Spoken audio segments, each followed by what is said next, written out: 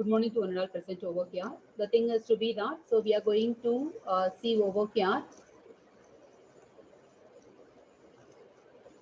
introduction to Hall effect sensor. Okay, so far what we have seen about an magnetostrictive and magnetoresistive sensor. So these are will be given in the case of an magnetic sensor.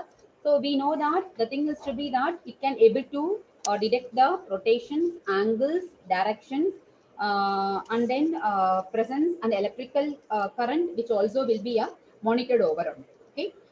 So the magnetic sensors will detect the changes and disturbances in the magnetic field like flux, strength, and direction. Okay. So today the thing is to be that we are going to see about an Hall effect sensor. So when you are saying about an Hall effect sensor, so actually a magnetic sensor which are solid state devices which generate electrical signals which is proportional to the magnetic field applied on it. So these electrical signals are then further processed by a user-specific electronic circuit in order to give the desired output. Nowadays, these magnetic sensors which are capable in responding for a wider range of magnetic fields. One such of magnetic sensor is about an Hall effect sensor whose voltage is a function of a magnetic field intensity. Whereas in the case of an external magnetic field, which is used to activate these Hall effect sensors, when the magnetic flux density in the vicinity of a sensor which goes beyond a specific defined the threshold value, it is detected by the sensors. On detection, the sensors which generates an output voltage, which is also known as an Hall voltage. Okay, what about the working principle? So actually, the Hall effect sensor, which is based on a Hall effect principle. This principle says that when a conductor or a semiconductor with current flowing in one direction is introduced perpendicular to a magnetic field, so that a voltage could be measured at right angles to the current path.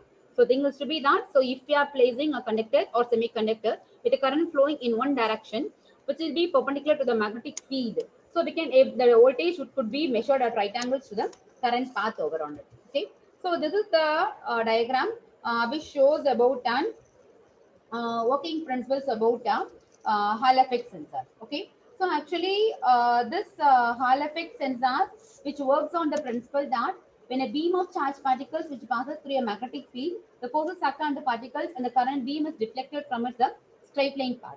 So thus one side of the disk will become negatively charged, the other side will become a positive charge.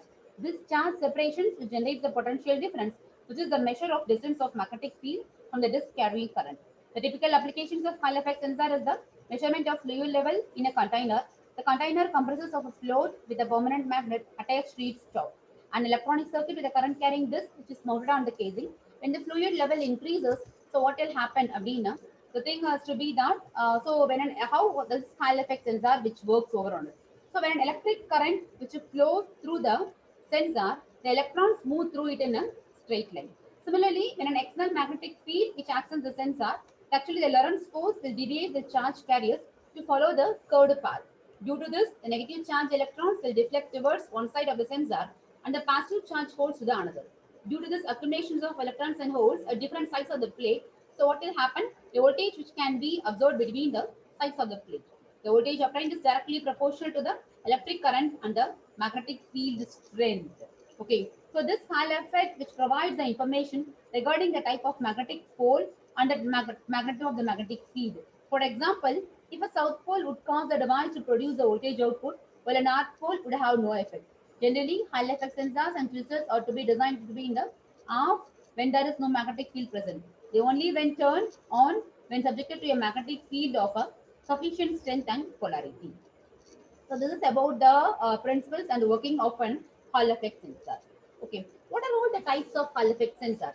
So which can be classified on the two bases. One thing on the basis of output, and the other one to be the on the basis of operation. So on the basis of output, we'll have two different sensors. One to be the analog output, and other one to be the digital output. Similarly, on the basis of operations, we'll have a bipolar sensors and the unipolar Hall effect sensors. So let me see one by one. So this is a block diagram which shows about an analog output Hall effect sensor. So it contains a voltage regulator, a Hall element, and an amplifier. So as the name suggests, so what will be the output? Output will be an analog. So we know that what is an analog signal? So it will be continuous in nature and it will be proportional to the magnetic field strength and the output of the Hall element. Okay. So these sensors will have a continuous linear output. So when we are saying about an, so it will have a voltage regulator, Hall element, and it will have an amplifier. So as the name suggests, the output will be in analog in nature, the proportional to magnetic field strength and output of Hall element. So these sensors which will have a continuous linear output. So due to this property, they are appropriate to be used as an proximity sensor. So this is the diagram which shows about an magnetic field versus output. So we'll have a saturated output over on it. The next thing about that, digital output Hall effect sensors. Okay, so the digital output Hall effect sensors which have only two output, because digital signal will have an on condition and will have an off condition.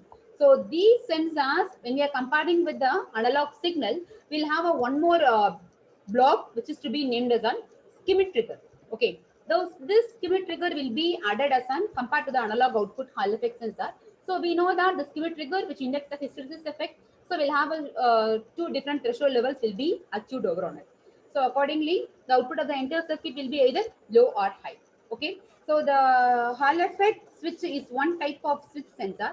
So thing is to be that these digital output sensors are widely used as limit switches in CNC machines, three-dimensional printers, and positional interlocks in automated systems. Okay. So when we are using in the automation log, or we'll be using in a 3D printers, or if you are using in a CNC machine, what type of sensor is using over on it? We'll be using about an digital output Hall effect sensor.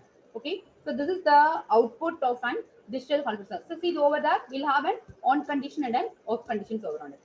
So I said you that, so these are analog and digital, which is classified based on the output. The next thing, we have to study about them based on its operations. So what are all the two things? We'll have a bipolar and unipolar Hall effect sensor. So the bipolar Hall effect sensor, so as the name suggests, so these sensors requires both positive and negative magnetic field for their operations. So the positive magnetic field of magnetic field over that, positive magnetic field of magnetic south pole is used to activate the sensor, whereas in the case of an negative field, that is negative magnetic field of magnet's north pole, which is used to release the sensor. So we'll have a positive and negative magnetic field. So these positive field which is used to activate, whereas in the case of an negative magnetic field which is used to release the sensor.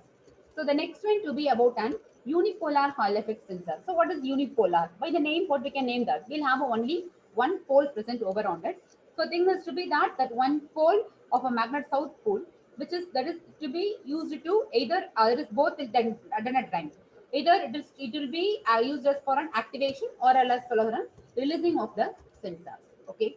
So the next thing, first thing, what about the applications? So applications is also again based on the analog Hall effect and the digital Hall effect sensors. Okay, so analog Hall effect sensors will have a motion sensing, will have a direct current sensing in clamp meters, whole speed detections, will have a motor control devices for production and indications, will have the sensing the availability of power supply, will have a sensing the rate flow, it can able to sensing diaphragm pressure and diaphragm pressure gauge, sensing vibrations, sensing ferrous material in ferrous metal detectors, we have a voltage regulation.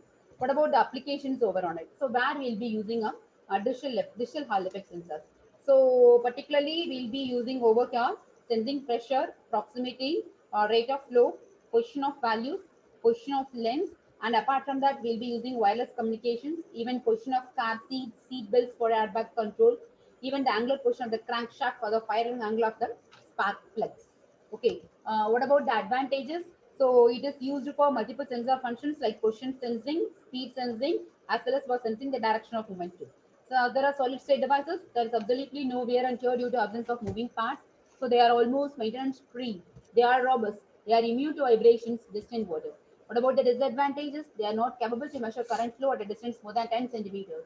The only solution to overcome this issue is to use a very strong magnetic field. Accuracy of the measured value is always a concern. The thing is to be that so this will turn affect the changes carriers mobility and sensitivity of the Hall effect sensor. So by that the thing is to be over. The next thing we can see in the next class.